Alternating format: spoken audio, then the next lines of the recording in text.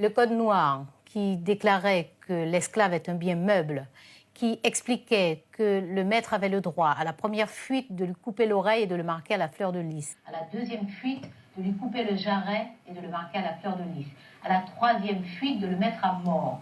Ce code noir a séjourné dans le droit français pendant près de 2 siècles.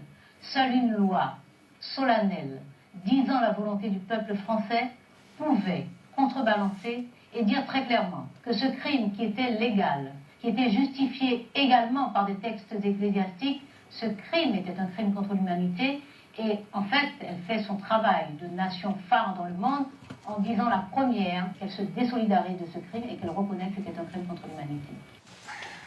À quelle série de crimes contre l'humanité appartient l'esclavage, Corentin? Le génocide, la déportation, l'esclavage. Et quel est le point commun de tous ces crimes? Ils sont tous dans le code pénal français. C'est pas tout à fait ça, Hubert. Dans tous les cas, les crimes sont commis en exécution d'un plan concerté.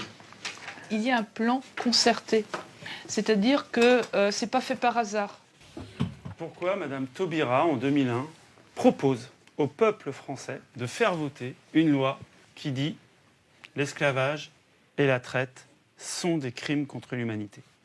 Il faut que l'Occident reconnaisse qu'ils ont fait une grosse erreur, en fait.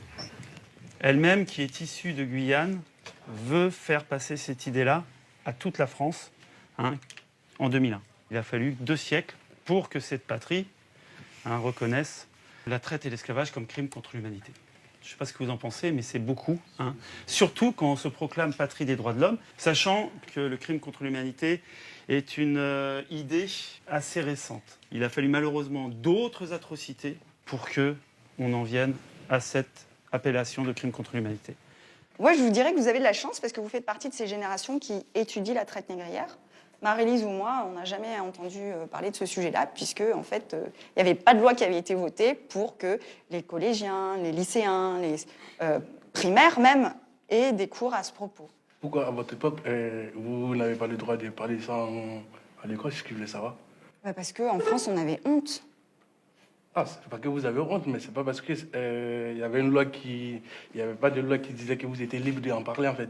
Il n'y avait pas de loi qui interdisait d'en parler, mais la honte. La honte pour qui? Pour les Français? La honte pour les Français?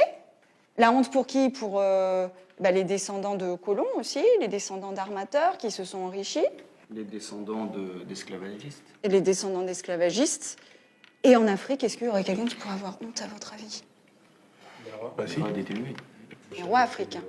En fait, voilà, cette histoire-là, elle a de lourdes répercussions sur aujourd'hui. Et, comme le dit Aimé Césaire, connaître son passé, c'est mieux avancer vers l'avenir. D'où l'importance des objets qui sont là, qui sont dans le musée. Découvrir les objets, c'est découvrir les personnes.